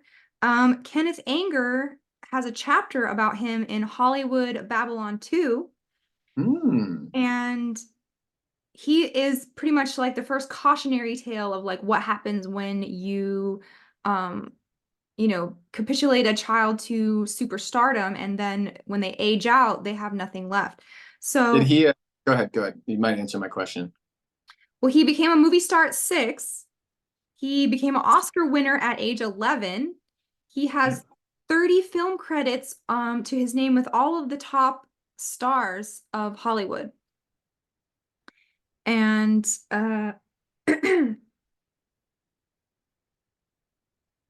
he was in what, 5 Disney movies? Um, and he had a really weird relationship with Walt Disney that, I mean, a lot of people of the time commented that, studio personnel, like eyewitnesses, Hmm. they remarked that the effect of Bobby's charm worked wonders on grumpy Walt Disney. And some animators stated that the boss seemed to have fallen in love with the boy. So, I'll just say no professional comment, no yeah. formal comment. we'll funny. just leave that Bobby, I was laying gonna there. ask you though. I was gonna ask you maybe without being too baity about it, but do you know if there's any connections with him or anything that like because stuff we've talked about with programming and all that, do you think he was a little ahead of that, or he would have been like maybe a test rat Yeah, I for mean, the similar kind 1946 of stuff? might have been one of the first, Right. prototypes of like going through the Monarch ringer or something like that. So you'd call it Monarch, maybe if let's say again, we're just maybe speculating, but if he would be one of those first gen, it would have been through sort of Monarch that would have been what would get him, or who would have been the sort of the op name, the op, the operation I'm name that not he sure at least. when Monarch actually became the name of it, but these techniques were coming out of NAZI Germany at this very moment. What I was thinking then, as early as that time, it was already happening. Yeah. Yeah. Um, and then like we were talking about Project Paperclip and the what's it called, the Ritchie Boys or something like that. Yeah, that's what you were saying earlier, Richie Yeah. Boyce. So poor Bobby Driscoll, he made 5 Disney movies, Melody Time, So Dear to My Heart, Treasure Island, Song of the South, and he was the voice of Peter Pan. Oh yeah, that's a okay, okay. And so when he hit puberty, he developed acne and he could no longer do the cute kid roles, so he was out. He's done. Yes. He was a has-been at like, 15 years old. Then he goes on to marry, he got married at 19 and had 3 kids. And then he was arrested for drugs. He became a heroin addict. He was arrested for robbery. He went to prison in Chino. Mm. This is really sad. In 1968, the body of a young man was found in New York City surrounded by religious objects and other litter. It was not identified as Bobby until over a year later. Dang, what happened? Exactly. So Poor Bobby. I Keep know. him in your prayers, folks. Really. Yes. I'll have to add him Lord to have my prayer mercy list. on Bobby Driscoll. Seriously, wow. Oh, poor So, little fella. Well, memory eternal. Back to our back to our back to our show. yeah. I guess on your note, when you're talking about storytelling, being that first note, Uncle Remus says, I was just thinking that interesting. We'll see in this movie, we'll see the interplay between sort of cyclical storytelling time. We'll call it the Kairos, our Greek sort of term for that sort of mystical time, and then Chronos, linear time. Mm. And so, in many ways, like yeah, I mean, I could go on more. I definitely have sort of like a thesis of this movie. Maybe I'll save it for the end, just not to get bogged down at the beginning. So let's move through it because my kind of main take is that I think this is a love letter of Walt Disney to his past because this would have been a time period where he was growing up more or less. You know, he was born in 1900. So those first years in 1905, he would have been still in the wake of this transition from the European sensibility that sort of created America to the rising new, let's just call it folk culture that becomes more popular in America over the next century. So I think in many ways he's dealing with that in this movie, but we'll see how that opens up when we talk about it. Well, did you notice that the opening scene is Uncle Remus's voice, but it's just a disembodied voice. He's not there. It's a chair and a fireplace, and he's supposed to be opening up the story, and he's That's not so even there. That's so interesting because I noticed, dude, I'm glad you brought up the chair in the fireplace being disembodied because I noticed too, they show the book, right? And says just like any classic Disney Song of the South. But I was thinking, I was like, wait a minute, this is exactly what I'm talking about. This wasn't a book. These were oral folk tales. Like, so where are we sort of, if we're hearing these stories from Uncle Remus, why are we getting them through a book? You know, it's like, it doesn't even have a proper title. Technically, we don't know, like, I'm trying to say it's not like Sleeping Beauty or Cinderella, where these are known fairy tale books. These are just a collection of folk tales that now European man, quote unquote, Disney Americans have put into a book form. Like the oral content of the folk culture world becomes content in Disney's book, you know, and so it's just kind of this funny paradox that they're using a book image to something that's not even really book based, So you know. you have the Uncle Remus book right there, right? Yeah, yeah. So it's written in like Ebonics or something of Yeah, I mean, today, I'll right? I read mean, you. it's I'll try intelligible one. almost. Do it. Yeah, I'm not gonna. I don't want to do too crazy here for the soundbite world, but let's see. This one would be. we'll do the laughing place one. Oh no, let's do this one. This is where Brer Rabbit's trying to get $1 a minute. So remember a story where he Yeah, gets caught in the rope. yeah. Yeah, it says Den Brer Bar he asks Brer Rabbit what he doing up dar in the elements, and Brer Rabbit when he up and say he making $1 minute. Brer Bar said how. Brer Rabbit say he keeping crows out in Brer Fox ground pea patch, and he asks Brer Bar if he don't want her make $1 minute, cause he big fably or chillins for to take care and Oh my take God. care of. See, I can kind of get there, but man, it's tough. But I've this not is read a like lot of if these Jar Jar stories. Binks wrote a book too.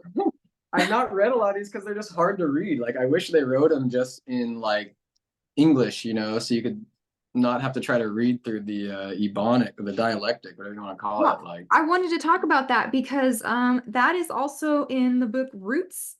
Did you ever read that mm, one? That I big one? didn't read it. No, but I know of it. So a lot of the dialogue in that is them trying to spell out how it sounds. But that's Ebonics in itself is really interesting because there was a slave owner that gave this famous speech in like the Dutch Indies. It's in my book. But basically he was talking about how do you keep slaves from rebelling, and he had all of these like techniques that could work on any target population for any reason. But one of those things was Ebonics. And you don't Mm, teach them how to read, and you don't correct them when they say things wrong, because then they pose no threat to you in the real world of like mm. commerce and law and adult situations. You can't go in a courtroom and be like, Yeah, I speak my mind. in a different way that I get what you're saying. In a different way that I was thinking about this because a lot of things I think about this movie, it's tough because you get into sort of the ebonics and the slang and the race stuff, and right away it makes it hard to talk about these things. But what's really happening is like the African American culture is what you could call acoustic, like in the sort of media ecology sense. Let me give you one quick word so that people know what I'm talking about. But I'm trying what I was going to say with all that about your point is that uh shoot, I lost it, and I don't want to try to get too bogged down on it. But I'm gonna read this one little part for you so that people kind of know that. Oh shoot, it must not have been important of a point. Sorry, everybody. Oh, All that's right, this is from Marshall McLuhan. I referenced him before. This is called "Medium in the Light: Reflections on Religion." And so this is a bit. What I'm trying to say is this movie is going to clash a lot. Okay, I remember now what I was going to try to say. It's going to clash sensibilities between what we'll call the visual order, and I'll explain that, and the auditory acoustic world. And in the Mhm. visual world, the simplest answer is like this. You're at a game of sports, a sporting event. Visually, the visual order is your eyes abstract and you focus this one sense, your eyeballs, on everything going on. The game, who's winning, going back and forth, watching the ball, all that. Audit on the acoustic space, though, in the visual space, you're an outside observer watching the game. But in that same exact seat, from the acoustic quote unquote point of view, you're in the center. There's all these people around you.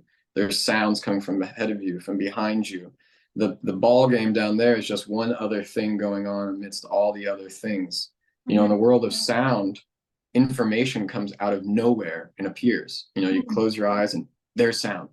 Where in the visual order of world, things are always coming towards you. So I'm trying to say is perceptively, human beings live in very different worlds of our senses. Like the ears perceive the world very differently than the eyes. And in many ways, folk oral culture, storytelling culture is obviously way older than the written book storytelling culture. Mhm. And so what we're seeing in this movie is that sort of meeting of the oral folk tradition of the whole world, not just African Americans, but like Mhm. humankind, the acoustic oral culture being met with, frankly, the European visual Gutenberg guy. So, Mhm. so one last thing I'll say on this, just to make it maybe make kind of sense, it's not my own words, so people may I'm not rambling so much. Let us look at the matters of McLuhan. Let us look at the matter of auditory order or acoustic and visual order. The Middle Ages, back to our point, the Middle Ages were not visual. They were oral in their ideas of things. There was no perspective, no point of view. It was all at once, mosaic. Their concept of order and their concept of learning was oral. Everything happened at once. You gradually penetrated a field deeper and deeper, but you took the whole field simultaneously. The idea of taking in one thing at a time and of being a natural sequence in which to present order was inconceivable to them.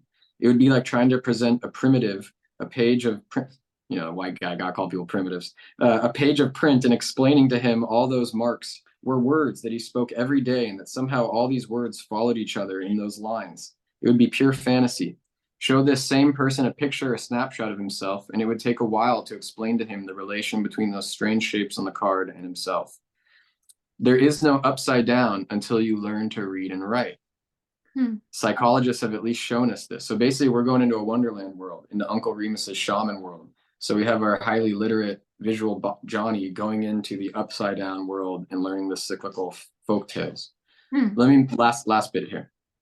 The written word, print aside, is detribalizing. And now when he says detribalizing, he basically means it creates the individual human being like we know him. I'm an American guy. That classic painting of the wanderer, that guy standing on the sea face, getting ready to go face his bold adventure. The Western written word, McLuhan says, has detribalized people. We're in the folk oral world, or even in our Orthodox world, we would say we're a tribe in terms of this definition of people that are coherent, based off things that aren't necessarily written on a document somewhere for us to all look at, like our Pope documents, So he says, this is the last bit, sorry. Why does the written word smash the tribe into individuals?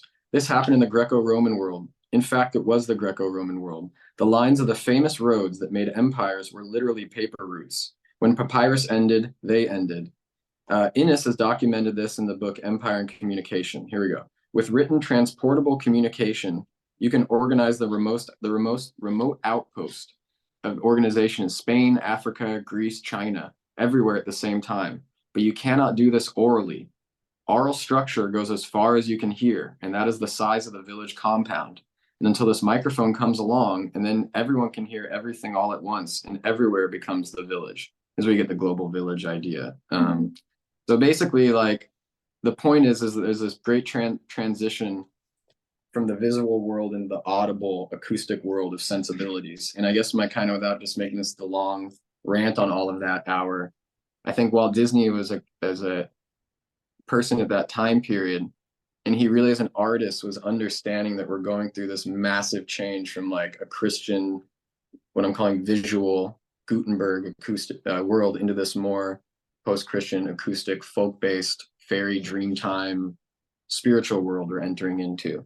And cinema, it was like the de facto medium to do this through, like right down the point where we're like going into our Plato's caves, when we go and watch movies. And so I think Walt Disney is just sort of this fascinating figure where he stands between those two worlds. And so Song of the South is almost like a literal playing out of this dream life of Disney's through something as simply obvious as like rich white guy, poor black culture, folk stories.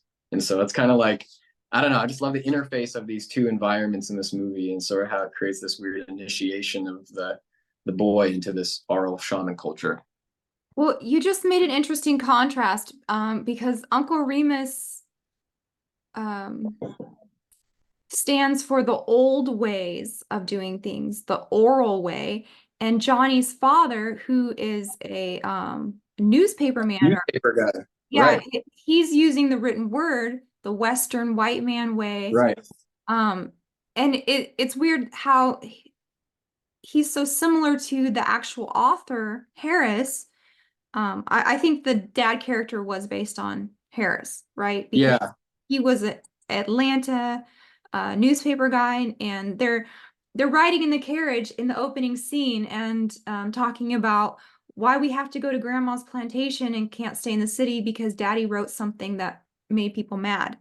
Yeah, I was wondering what that was. So he must have been like, anti or whatever you want to say, pro Well, North.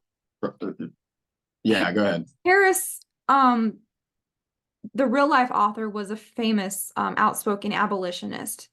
And so That's there forgive my stupidity. That's the word I was looking for. Forgive me, everybody. Wow, such a uh, normie. All right, go ahead. so Harris is the dad character, and it's interesting that Harris took this oral tradition and wrote it down in a book, Right. right? So he's Now this guy's doing it in the movie. yeah, So and the so interesting there's thing about the news, contrast. Uh-huh.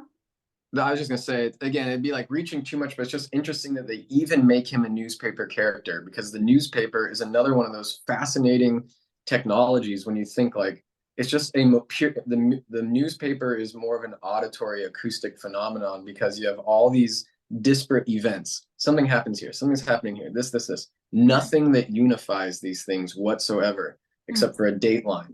Mm-hmm. Wednesday, blah, blah, blah, blah, blah.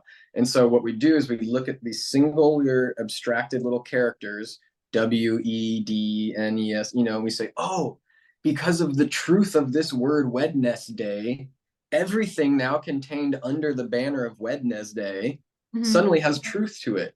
And so there's this interesting way that when you're reading a newspaper, you're actually filling in the meaning of it all way more than the newspaper itself is giving you any sort of coherent story. Mm-hmm. And that's why it's like the news is such a crazy phenomenon just put in people's own hands because they just like myth make it. Everybody world builds the news into something because it fundamentally has no narrative. Well, and then it comes under the guise of like, we're just reporting facts and you can do with it what you will. So there's no like cohesive worldview for you to a lens for you to view these events through. It's just a barrage of this happened, and then you have to figure out how Right. you feel about And it. so this is something why a character like Uncle Remus is so valuable in the world of that sort of everything all at once is happening because as the storyteller, he keeps the narrative. He makes sure he doesn't lose the story, he keeps all the beats in place, he knows how to time it, when to do it, and so it's that way that the shaman, the storyteller in a sort of acoustic, quote unquote, primitive folk culture, he's like the Christ king, I don't want to say it so ecumenically, but you know what I mean? He is like the top dog of all of those cultures is the shaman because he had that sort of access to the story to keep the thread when Mhm. everything else is possibly unraveling, or he's the one that tethers it all together through his thread work, weaving the great tapestry of stories. So let's not look Uncle Remus as a powerful magical figure in this movie. Well, and he was a surrogate father figure too for the See, again, like in the alchemical, Jungian, classic esoteric 2.0 simple stuff, he's the Dark King. He's the chthonic father that when the sort of Christian, like I was saying earlier, it's always about how the Christian vessel loses its ability to contain the numinous, and then the Western Christian man has to go find it elsewhere, Mhm. usually in the shadow, in the occult, in the dark. So in our case, like it's like so on the nose of like this the African American thing in this story. So it makes it hard to talk about without it just being so like he's black, therefore he's like the dark esoteric king. But it's like that's kind of what's going on to some level too. Well, It's he's the like shaman. Yeah. right, right. Um, then you have Hattie McDaniel, who's like reprising her role as Mammy from Gone with the Wind, Yeah, that I couldn't have like the helped same confusion with character. people. Right, right. Well, she's freed in this one, but yeah, it couldn't have Yeah. helped people's perceptions of the movie. So the mom and dad go to grandma's plantation with the boy. The dad has to go back to Atlanta from work, and the boy's really upset that this is the first time he's going to be separated from his father. Um, Right. so Bobby Driscoll, or Johnny is his character name. Mhm. He's trying to run away to get back to his dad, and he runs into Uncle Remus in the woods. Mhm. So here's your like nature personified shaman. He's right on the edge of the fire, right? Because remember, he Yeah. walks by all the people singing about "That's what Uncle Remus says." Yeah. They're all singing. They're like glorifying the majestic, mystical Uncle Remus. And Bobby's like, I love that first Johnny. He's like, we'll just call him Bobby Johnny interchangeably. It doesn't matter. He's like, Yeah. is that Uncle Remus? And Aunt Teppy, she's like, oh no, that's just Ned. It's like, who's Uncle Well, Remus? at first I thought that Uncle Remus was like Santa Claus or something because they didn't show him in the beginning. They Right. Oh just yeah, said yeah. Like Johnny's room, and then they kept on talking about him in a wink, wink way, like, "Oh no, that's not Uncle Remus." But like they said. Oh, sorry. Go ahead. I was just thinking, is he like a mythical, Santa or something? Well, that's the perfectly glad you said that because there's a line. Is Uncle Remus real? Wait till you hear a tale of Brer Rabbit, then you'll know he's real. So Mm. again, when he gets initiated into the trickster, then he'll know the shaman is real. There ain't no tail if there ain't no tail. That's what they say, right? It ain't no tail if there ain't no tail. So Yep. talking about animals. So this is where we get the song Zippity Doodah. Classic magic spell stuff. Zippity Doodah. And we're going to talk about Oh supercalifragilisticexpialidocious. yeah, honestly, when we get to that song, when we get to that movie, like people make your notes now, watch Mary Poppins and listen to all the made up words in that movie. I Mhm. gotta give the songwriters their credit. It's brilliant stuff. But on the other hand, you're like, this is magic spell stuff, people. This is exactly what it is. Yes. So you've got your hybrid animation, live action, very impressive, but also disassociative, like we were talking about with the fairies. It's Oh, different snap. world. Nice. It's the Nice. psychedelic world. It's the spirit world, right? I didn't even think about that. That's a good point that even the live action animation fusion stuff is even dissociative. Yeah. Wow. Um, I got this book all about Disney film archives. Hmm. There's a couple sentences maybe worth sharing. Really just the idea that they didn't really have the money after the wars, and you've covered the war stuff in your last few streams. But so this was it was a giant new step. So like when you're talking about just right now in the Wonderland sort of idea, this fusion of the live action and animation. I mean, this is like really the first time it happened big. You know, Disney did that earlier and stuff, and animators had always been messing with it. But yeah, this was a pretty big return to form for Walt Disney. Um, What's crazy is a lot of Disney employees, went to join the war, and then when the war was over, they just came back to their jobs. just In like that. Yeah, just Yeah, you gotta wonder. from the front lines to the studio. It's pretty. Yeah, well, they go from one sergeant to another, going back to Walt, you know. But yeah, maybe I'll bring up some of these quotes later if they're relevant. Let's go on. So these tales of Briar Rabbit or Brother Rabbit, they reminded me kind of like Animal Farm also, George Orwell using Mm. animals in place of types of people, right? Yeah, I mean that's the classic. I know I wrote this somewhere. We can pull it up later, but I mean animal tales, right? I mean they're just such a perfect stand-in. I mean honestly, even to this day, for little kids, animal tales are good. You know, they teach them things. But Mhm. yeah, I mean it's kind of par for the course, right? On some level. So Uncle Remus tells Johnny the story, the first story in the movie of Briar Rabbit to keep him from running away. And the moral of the story is like you can't run away from your problems, basically. Yeah, that's the Brer Rabbit makes $1 a minute. Yeah. And so basically it's for people that haven't seen the movie. Oh, and you can watch this on Internet Archive. People, you just find it, and then if you have your other pirate, you surf the high seas, you can find it that way too, or whatever. But so in this little bit, Brer Rabbit basically gets tricked, and he gets strung up in this like kind of noose rope thing that he's stuck and dangling in. And then out of he uses the whole thing with Brer Rabbit is he's always using his wits to get himself out of trouble because he physically lacks the ability to fight the enemy. So he Mhm. sees dumb Brer Bear coming along, and then he basically lies to Brer Bear, and you roll your eyes. I hate, if there was a character I hate more than Goofy, it's that stupid Briar Bear. Oh my God. I Yeah, he's pretty hate stupid. him. So yeah, so basically he tricks Brer Bear to get up there by telling Brer Bear he's earning $1 a minute sitting up there, and if he'll just get him loose and go up there and take his place, he too can make $1 a minute. Mhm. So he's using lies to get out of trouble. And then we see Johnny kind of doing that same thing in the next scene, don't we? Yeah, Johnny takes on the character of Briar Rabbit. So he internalizes these tales and he uses them in his real life. And like you said, the Briar Rabbit, he's a trickster who succeeds by his wits. He provokes authority. He bends social norms. He can be traced back to trickster figures, like you said, in Africa. And you even mentioned the spider named Anas Anansi. Yeah, Anansi. Yeah. yeah, A N A an ANANSI. Yes. I think a rabbit's more friendly for kids than a spider. Yeah, But especially because sometimes it's like a human with like 8 limbs, and it's just like whoa. So, yeah. anyways, So this also reminds me of like voodoo and juju and the pantheon that they have going on. So some scholars think that the Briar Rabbit represents enslaved Africans who use their wits to overcome adversity and get revenge uh, on slave owners. So that's one take.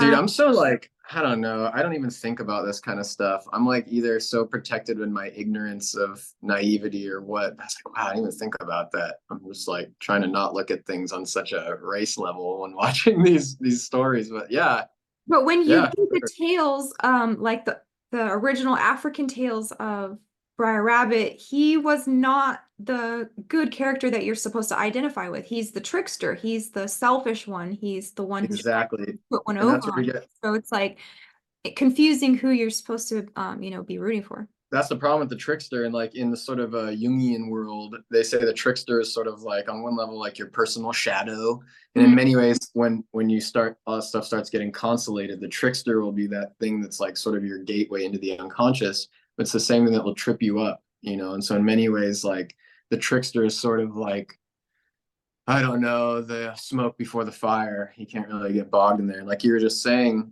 about how the Brer Rabbit's not really cool. He's not an emulative figure. He's a bad example of like a kind of cool fool, because in this dumb esoteric ways people look at things that I'm doing for everyone at home, because I used to think this stupid way and now we're trying to, get out of this nonsense. Brer Fox represents this more destructive side of Rabbit. He's like the Luciferic, plotting, scheming, I'm going to Mhm. actively destroy you. Mhm. And Brer Bear is more of this stupid, lethargic, animalistic side. It's just like, I just consume and I just like am all about my base passions. So like together between Brer Fox and Brer Bear, back to this like dumb Hegelian dialectic synthesis of opposites, you get your Brer Rabbit guy, who's like kind of the three of them together kind of make this perfect triangle of fools, Mhm. or at Um, least sin.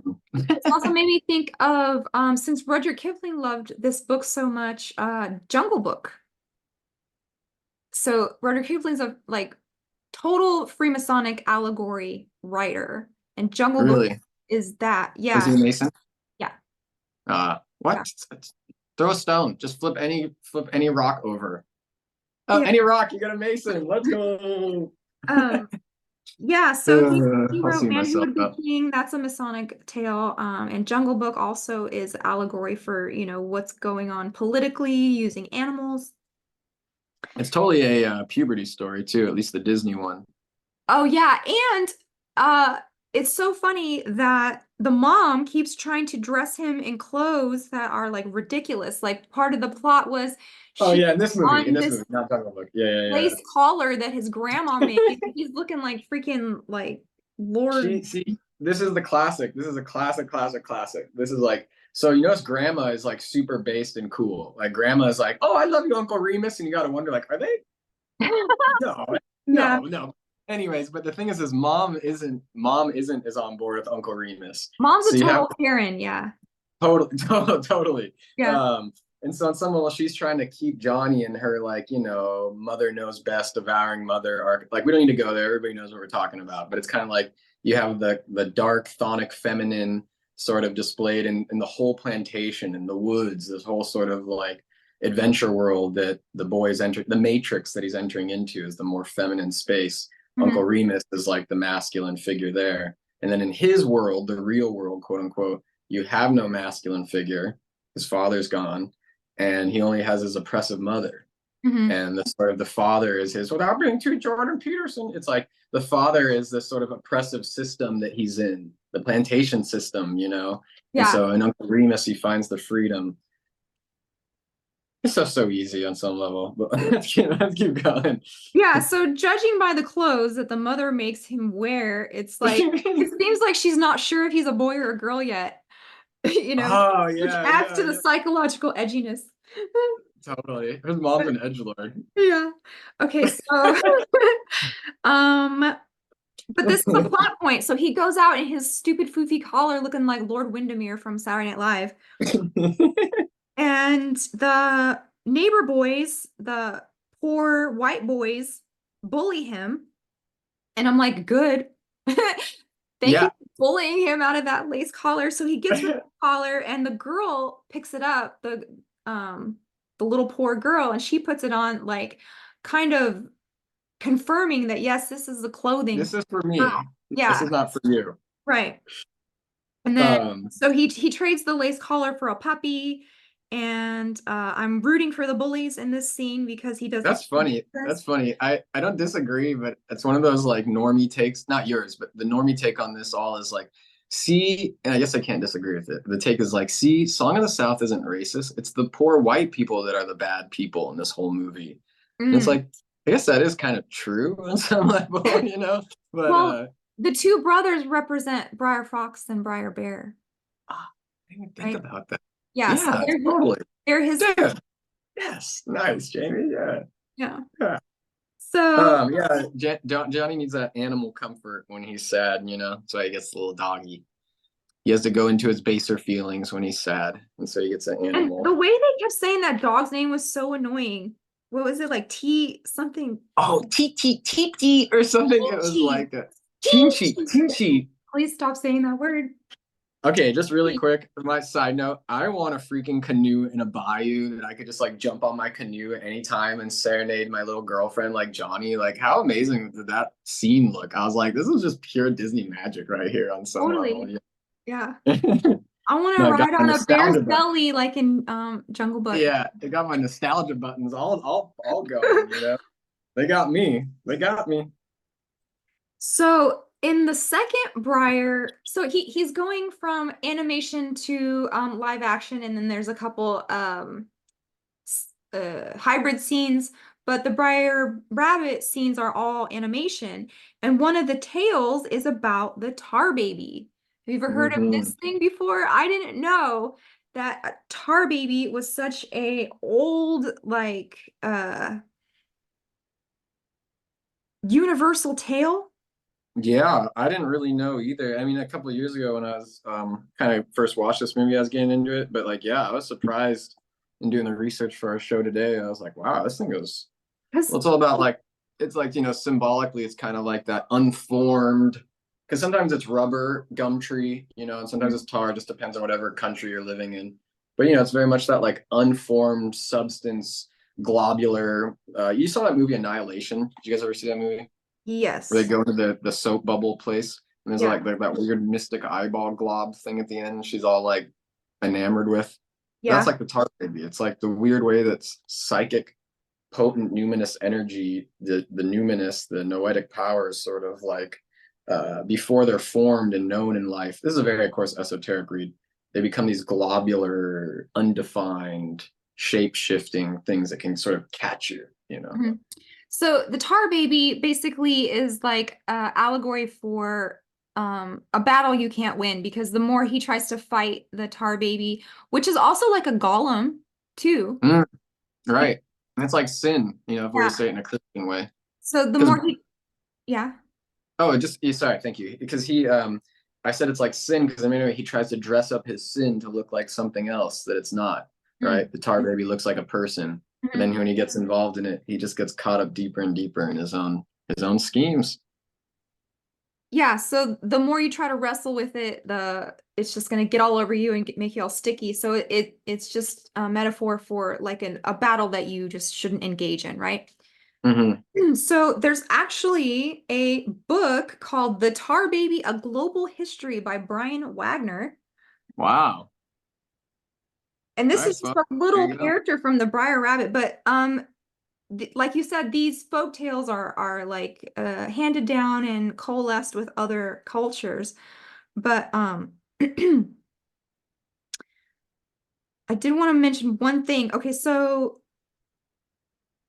this was actually a thing that Frederick Douglass talked about, how slave owners used food as a weapon of control. So what they would do is they would surround their crops with like a tar fence. Hmm. So if you tried to cross that and get to the food, you'd get tar on you, and then you people Dang. know who was trying to steal from that. Wow. So this all came from that. And yeah, you can read a whole book on the importance of tar babies. But so Briar Rabbit in the movie, he fights the tar baby, and then yeah, in its original context, it's a metaphor for a sticky situation that gets worse the more you entangle with it. In other words, a battle not fighting. Right. So yeah, there's hundreds of variations of this story around the world from Philippines, India, Native American tribes, and then all the way up to 1880 book by the Joel Chandler Harris, Uncle Remus. Pretty wild. Well, you know, it's like I don't want to go too deep into it because I don't really have the ground to, but it's definitely like a mercurial type of, uh prima materia in alchemy. Mm-hmm. It's the Negredo Yeah, like you family. said, the golem. Yeah, yeah, totally. Yeah. So here's more of my notes about the author. Let me just read these and then we'll go back to the movie. Harris, the author of Uncle Remus, was a journalist who worked on a Georgia plantation during the Civil War. He heard the stories by conversations with soon-to-be ex-slaves. The book was a bestseller. Everyone loved it. Mark Twain, Rudyard Kipling, Roosevelt. Roosevelt actually invited Harris to the White House, and he said, "Presidents come and go, but Uncle Remus stays put," whatever that means. Mm. I They don't love know. them. Why did he love that so much? It's that I mean, I guess it's like I know my king is Christ, so I don't really have this fascination with this stuff, but you definitely get like you're saying the what's it called, the mystical black guy Yeah, the trope. magical Negro. Yeah, it's like people just love it, dude. It's like Because I'm gonna there's so refrain from many giving personal examples of people I know and even my past life included, but yeah. there's so many examples of this in pop culture. It's just really funny. I'm thinking of like Shawshank Redemption, It's one of those weird ways that yeah, absolutely. Bag of Rings. Green Mile. Oh yeah, Green Mile. It's one of those ways that like yeah, I mean in our Orthodox world it's easy I could talk to you about it, but it's like people are just so obsessed with skin like need like I'm talking about the visual bias, right? Like if you were literally blind, you Hmm. wouldn't be racist. Like Hmm. maybe I'm being way too simple-minded here, but it's like on some level spiritual life has to penetrate so much deeper than the surface. And so when we have these sort of magical Negro tropes or just like whatever we're obsessed with, whether it's sex magic or we're obsessed with bosomy witches, it's like there's just this sense that culture just like is so afraid to go deeper, dude. And it's like it's this interesting thing that on one hand they bless you and the other hand they curse you of this kind of like, oh, we're aware, this is cool, this is magical, it's high, it's good, we're elevating it. And the other hand, it's like it's completely racist and Hmm. it's just completely racist, And so I don't know. Stuff like this just saddens me and it's like our culture is so yeah. I think you get what I'm saying. Well, Forgive and me for, just the for way just tangenting, but you know what I'm saying. it was It's just like kind of funny the way they portrayed them in the movie. Like they were so happy and singing and they had everything they wanted. And I'm like, I don't think they were that happy on so the. for controversial point, this is not to make a no gotcha on anybody, but just for balancing out. You've talked about him before, but Floyd Norman, the first African American animator to Mhm. be hired at Walt Disney Studios, said this. This is in a book by Jim Corcus called Who's Afraid of the Song of the South? And Floyd Norman writes, I often remind people that the Disney movie is not a documentary on the American South. The film remains a sweet and gentle tale of a kindly old gentleman helping a young child get through a troubled time. The motion picture is also flavored with some of the most inspired cartoon animation ever put on screen. I agree. If you're a fan of classic Disney storytelling, I guarantee you'll not find a better film. So no gotcha on anybody, but there's just more facts for us to sort of Okay. take into consideration here with a lot You of different liked narratives it. on this story. Yeah, there's a lot of different takes on Song of the South. Yeah. Everybody should go watch it and come up with your own. That's You really the most. should. It made me and Jamie had a point here. It's like everybody should watch this movie on your own and come to your own conclusion about what it is. And Yeah. should we talk about it? Should we let it go? Should we bury it? Should it, Hmm. should it be doodah? Well, it was a lot deeper than I ever expected looking into like, the history of Uncle Remus and Briar Yeah, Rabbit. I was kind of blown away with the whole, like I said, I kind of been stepping away from my sort of esoteric decoder stuff. So when I came back and watched this, I was like blown away with like, wow, this thing's really shamanic. And I thought I'd be able to look at this through a purely like Christian lens, and it's like, yeah, I can, because in the end, love prevails. In the very last scene when they're holding hands, and it's like Yeah. Uncle Remus is totally a fool for Christ in the sense that he takes all these beratings by the mother, and he never tries to bring himself up. He never elevates or makes excuses or defends himself. He always just He's takes it. super beta in this, like total hat Yeah, and like, yes, Mrs. It's yeah. yeah. Okay, He's the humble servant, man. He's the suffering servant. So it's like on that level, I love Uncle Remus too. It inspires me to take the heat, with some humility. so tar was used as a police technology during slavery. Other global tellings of the story, this is where it gets kind of ambiguous, is the rabbit is the free riding thief. So like when they would tell these stories of Briar Rabbit, like you said, he's a trickster, he's mercurial, he's outside of the tribe. He is not pitching in. He's trying to get away Mm, with something, right? yeah, There's right, tales of right. them trying to dig a well, and Briar Rabbit doesn't help the community dig the well, but he wants the water, stuff like that. So he is a morally ambiguous kind of character. But Bobby Mm. or Johnny is meant to identify with him, and then he starts to outwit people like Briar Rabbit. And he does this, and mom gets pissed and tells Uncle Remus Mhm. to stop telling the stories. So she was being a total Karen, but she was kind of right because, Briar Rabbit's not somebody to Right, be right. That's that idolizing. weird. It's the weird paradox of this movie because it's on some level she's like the devouring Karen mother, and Uncle Remus is trying to initiate him into truth. But on the other level, you're kind of right. Like Johnny's going into dissociation land, and he needs some feminine sternness. Well, he's That's teaching kids how to, psychologically manipulate people. right, right. It's like going to show how much a little bit of wisdom is a bad thing. Mm, And it's like I think we all, if we're honest, can fall into that. But again, that's the scene where Uncle Remus, he's so humble. He's just like, okay, he doesn't say anything. He's like, I'll stop telling him stories. And so mhm. it's so sad. It's like their breakup scene, and then he has to like tell Johnny he can't talk with him anymore. And Yeah. yeah. And then there's oh, then we get to the birthday party scene. Anyways. Yeah, so Johnny tries to take the poor little girl that he likes to his birthday party, but the two bully brothers end up pushing them in the mud and ruining the dress so she can't go to the party, Yeah, which they're the meet mom cute. didn't want the poor kids at the party, right?